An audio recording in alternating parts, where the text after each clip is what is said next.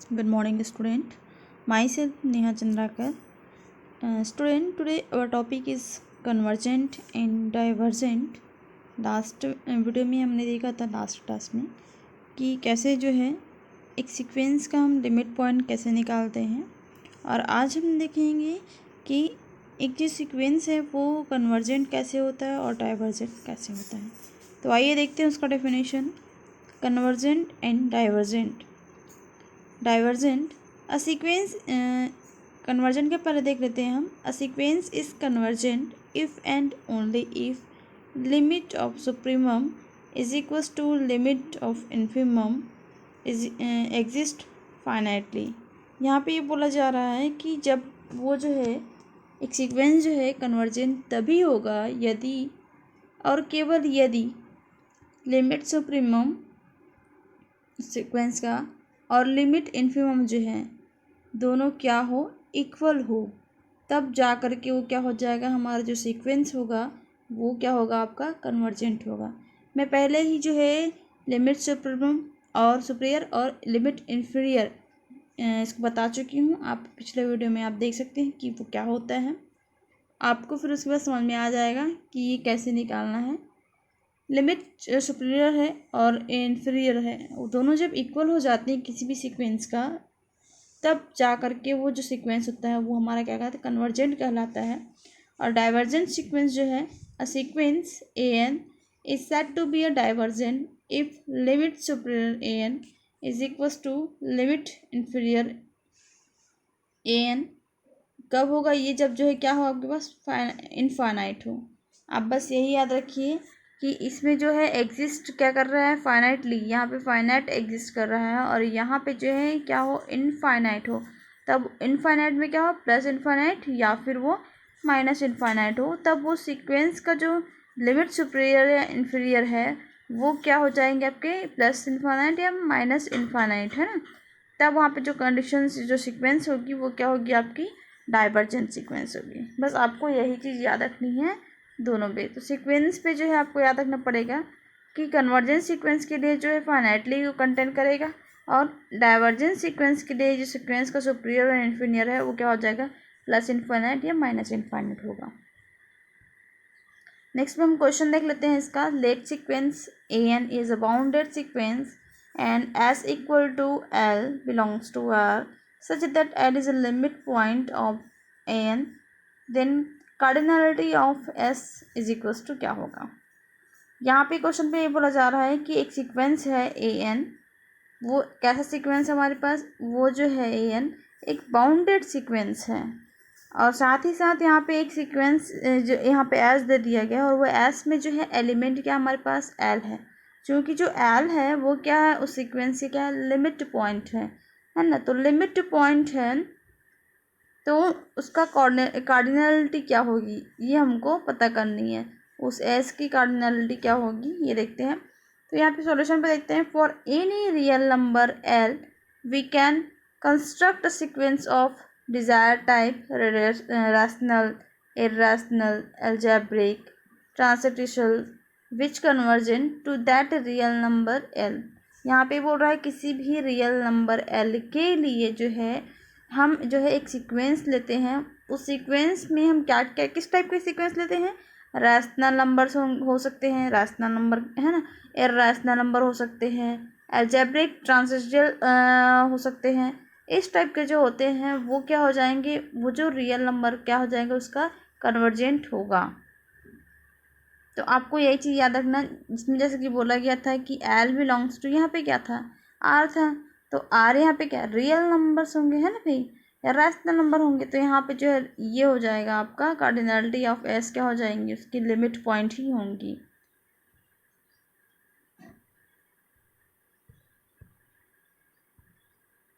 Convergence of a sequence. Convergence of a sequence को एक बार और हम अच्छे से देख लेते हैं।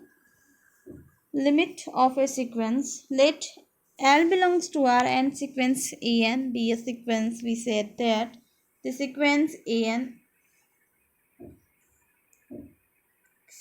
converges to L if for any epsilon is greater than 0, for there exists M belongs to N depended on such that mod of यहाँ पे हो जाएगा A N minus A L is less than epsilon whenever N is greater than M and then L is called the limit of a sequence A N written as. यहाँ पे आपको एक चीज़ याद रखना पड़ेगा, जब भी किसी सीक्वेंस का हमको जो है यहाँ पे निकालने बोलेगा, है ना, सीक्वेंस का हमको क्या निकालने बोले, लिमिट, है ना, लिमिट निकालने बोले, लिमिट ऑफ ए सीक्वेंस, जैसे कि मैंने लिमिट पढ़ाया भी था अभी लास्ट वीडियो में। तो यहाँ पे आपको एक चीज़ याद रखना पड़ेगा, है ना, क्या याद रखना पड़ेगा, वो कंडीशंस। मान लेते हैं कि सीक्वेंस है हमारे पास ए एन, डेट यहाँ पे बोला गया है कि ए एन एक सीक्वेंस है और वो जो सीक्वेंस है ए एन वो कन्वर्ज करता है किस साइड पे, एल साइड पे। कन्वर्जेंस कहने का मतलब ये है कि वो जो है सीक्वेंस जो है इस तरीके से आगे बढ़ता है कि वो जहाँ कहाँ पे जाके ख़त्म हो जाएगा, वो एल पर जाके ख़त्म हो जाएगा। तो A N converge to L. तो यहाँ भी बोला गया है कि वो जो सीक्वेंस ए एन है वो कन्वर्ज करता है एल पर फॉर एनी, तो जो है किसी भी point epsilon is greater than 0 के लिए वहाँ पे एक कंडीशन होगी। कौन सी condition, mod of A N minus L is less than epsilon. और ये कब होगा, जब कभी N is greater than M, मतलब कि एन जो है बड़ा होगा किससे, एम से। तो यहाँ पे आप ध्यान रखिए A N minus L is less than epsilon के लिए, and the L is called the limit point of a sequence A N. और जहाँ पे जो एल होगा वो क्या होगा, सीक्वेंस का लिमिट पॉइंट होगा। तो हम उसको किस तरीके से ले सकते हैं, यहाँ पे आप ध्यान देंगे जो हमने टॉप पे यहाँ पे लिया है ये कंडीशंस, है ना, mod of A N minus L is less than epsilon. तो यहाँ पे एप्सिलॉन इज ग्रेटर देन 0 है और एप्सिलॉन जो एक छोटी सी राशि है, तो हम एप्सिलॉन को यहाँ पे क्या ले लिए, टेंस टू 0 ले लेते हैं, है ना। तो यहाँ पे क्या हो जाएगा, ये ए एन, यहाँ पे A N minus L is tends to 0 या इक्वल टू 0। अभी यहाँ पे जो एन है ना, सीक्वेंस पे जो एन है, इसका मतलब ये जो एन है तो यहाँ पे limit n tends to infinite पर, एन टेंस टू इनफाइनाइट के लिए यहाँ पे जो सीक्वेंस है वो एल के साइड कन्वर्ज करेगा। तो यहीं पे आप ध्यान रखिए कि लिमिट ऑफ ए सीक्वेंस जो यहाँ पे डेफिनेशन है उसका वो याद रखिए कन्वर्जेंस ऑफ ए सीक्वेंस के लिए। तो ये एन टेंस टू इनफाइनाइट पर जो सीक्वेंस है वो एल के साइड पे कन्वर्ज करता है, इज इक्वल्स टू क्या हो जाएगा, एल हो जाएगा।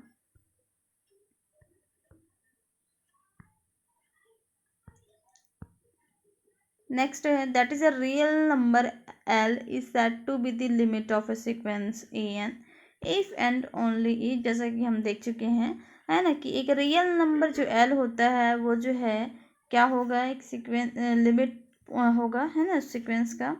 इफ एंड ओनली इफ, कब, यदि और केवल यदि the distance between a n and l can be made as same as small as we please है। That is a real number is said to be the limit of a sequence if every neighborhood of that real number leaves out only finite members of the sequence। यहाँ पे जो है आपको ये conditions हमारे पास मिल गई है कि वो कब होगा, एक लिमिट ऑफ ए सीक्वेंस जो है वो जो है तभी होगा जब उन दोनों का जो डिस्टेंस है, यानी कि A N minus L is less than क्या हो जाए यहाँ पे, एप्सिलॉन, है। तो ये कंडीशन आपको याद रखनी होगी, ये तभी होगा जब दोनों का distance between a n and l can be, एक छोटी से छोटी राशि वही बोल रहा है कि दोनों के बीच का जो डिफरेंस, हम डिफरेंस ऐसे निकालते हैं उनका क्या करके, सब्ट्रैक्शन करके, है ना। तो यहाँ पे वही चीज़ बोल रहा है कि दोनों के बीच जो है हम निकालते हैं, क्या निकालते हैं, डिफरेंस निकाल करके, डिस्टेंस बिटवीन, यानी कि A N minus l mod of is less than epsilon small as. तो एक छोटी से छोटी राशि पर वो जो है उसकी जो वैल्यू होगी वो limit n tends to infinite पर क्या हो जाए, वो ए एल हो जाए, है। तो यहाँ पे कंडीशन याद रखनी होगी आपको। नेक्स्ट है every convergence sequence has unique limit point but not conversely. प्रत्येक जो कन्वर्जेंट सीक्वेंस होता है वो अपना एक लिमिट पॉइंट रखता है। इस बात को आप एकदम अच्छे से याद रखें, क्योंकि आप जब थ्योरम बनाएंगे, थ्योरम को प्रूफ करेंगे, तब ये जो है छोटी छोटी चीज़ें जो है आपको बहुत ही यूज़फुल होगी। तो यहाँ पे वही चीज़ बोल रहा है कि प्रत्येक जो कन्वर्जेंट सीक्वेंस का एक लिमिट पॉइंट होता है ना। पर ये जो है ज़रूरी नहीं है कि प्रत्येक लिमिट पॉइंट पर वो जो सीक्वेंस होगा वो कन्वर्जेंट सीक्वेंस होगा, तो ये कन्वर्सली नहीं है ना। सिर्फ यहाँ पे एक चीज़ बोल रहा है कि प्रत्येक जो कन्वर्जेंट सीक्वेंस होता है उसका लिमिट पॉइंट होता है। सेकेंड ये बोल रहा है कि every convergent sequence is bounded but not conversely. Same चीज़ यहाँ पे भी बोल रही है कि प्रत्येक जो कन्वर्जेंट सीक्वेंस होती है क्या होती है, बाउंडेड होती है, बाउंडेड सीक्वेंस होती है, बाउंडेड होता है। और बाउंडेड के लिए जैसे हमने बताया था कि m is less than or equals to an and an is less than or equals to capital M, जहाँ पे ये इन्फीरियर के लिए था और ये जो है सुपीरियर के लिए था। तो यहाँ पे बोल रहा है कि इसका कन्वर्स जो है यहाँ पे नहीं होता है। ये जो है कब के लिए है, जब वो सीक्वेंस कैसा हो, कन्वर्जेंट सीक्वेंस है तो बॉन्डेड भी होगा। बस आपको यही याद रखना पड़ेगा कि कन्वर्जेंट सीक्वेंस है तब उसका उसका जो है क्या होगा, लिमिट पॉइंट होगा, और कन्वर्जेंट सीक्वेंस है तो वो बॉन्डेड भी होगा। बाउंडेड यूनिक लिमिट पॉइंट, तो ये क्या होता है देख लेते हैं हम। बाउंडेड और यूनिक लिमिट पॉइंट में क्या होता है, convergent increasing bounded above, there implies that convergent to supremum decreasing plus bounded below, there implies that यहाँ पे क्या हो जाएगा, वो convergent to infimum। यहाँ पे वही बोल रहा है, बाउंडेड के लिए हम जानते हैं कि क्या होना चाहिए, बाउंडेड above होना चाहिए, साथ ही साथ बाउंडेड बिलो भी होना चाहिए। यूनिक लिमिट पॉइंट के लिए यहाँ पे बोल रहा है कि इंक्रीजिंग एंड डिक्रीजिंग भी साथ में होना चाहिए। तो यहीं पे बोल रहा है, अब यहाँ पे जो है कन्वर्जेंट इंक्रीजिंग कन्वर्जेंट ये है ना, ये कंडीशन होने पर फिर ये और कंडीशन होगा, और ये कंडीशन होने पर ये कंडीशन हो जाएगा। तो आपको जैसे कि मैंने पिछले में बताया है वही चीज़ें हैं इसमें भी।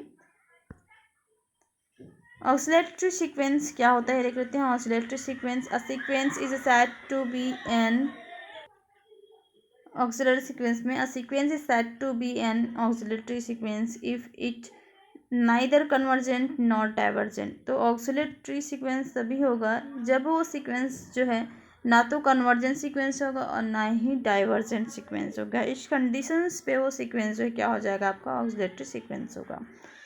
आप इसको याद रखना पड़ेगा। कन्वर्जेंट में जैसे कि हमने देखा था कि वो जो है फाइनाइटली होगी, उसकी लिमिट सुपीरियर और इन्फीरियर जो है, लिमिट इन्फीरियर जो है दोनों जो है फाइनाइट कंडीशंस पे हो। और यहाँ पे जो है डाइवर्जेंट पे ये बोल रहा है कि उसका लिमिट सुपीरियर और लिमिट इन्फीरियर क्या हो, माइनस इनफाइनाइट या फिर प्लस इनफाइनाइट हो। और ऐसा सीक्वेंस भी होगा जब ये दोनों कंडीशंस ना रखे, है ना, तब वो कैसा होगा, आपका ऑक्सिलेटरी सीक्वेंस होगा। नोट पे है यहाँ पे del f, if limit of a sequence an not equal to limit of an, then first if either of them is plus infinite और minus infinite then sequence oscillatory infinite। यहाँ पे ये बोल रहा है कि यदि, है ना, यदि और यदि में बोल रहा है कि प्लस इन्फानाइट और माइनस इन्फानाइट जो है, यानी कि ये जो है आपका क्या हो, डाइवर्जेंट की बात कर रहे हैं ना, इनफाइनाइटली एग्जाम्पल पे इस कंडीशंस पे हो तब ये कैसा होगा, ऑक्सिलेटरी होगा। जैसे कि इस क्वेश्चन को हमने देखा था तो इस कंडीशंस पे क्या आई थी हमारे पास, यहाँ पे देखिए, इसको एक्सटेंड करिए तो 1 रखेंगे तो क्या हो जाएगा, ये -1 होगा। 2 रखेंगे तो यहाँ पे क्या हो जाएगा, 2 हो जाएगा। 3 रखेंगे तो यहाँ पे क्या हो जाएगा, -3 हो जाएगा। 4 रखेंगे तो क्या होगा, यहाँ पे +4 हो जाएगा, है ना। तो इस कंडीशंस पे यहाँ पे हमारे पास क्या मिल रहा है, जितने भी हमारे पास जो ऑड नंबर्स हैं वो नेगेटिव पे आ रहे हैं और इवन नंबर्स हमारे पास पॉजिटिव पे आ रहे हैं। तो ये जो है ऑक्सिलेटरी सीक्वेंस में आ जाएंगे। If both are infinite finite then the sequence oscillatory finite, ये कंडीशंस पे भी बोल रहे हैं। Bounded sequence is oscillatory finitely, bounded sequence जो है ऑक्सिलेटरी फाइनाइट्स होते हैं।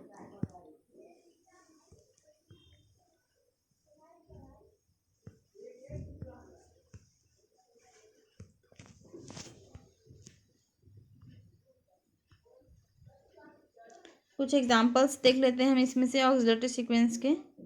तो यहाँ पे जो एग्जांपल नंबर फर्स्ट है, -1 to the power n is equals to an।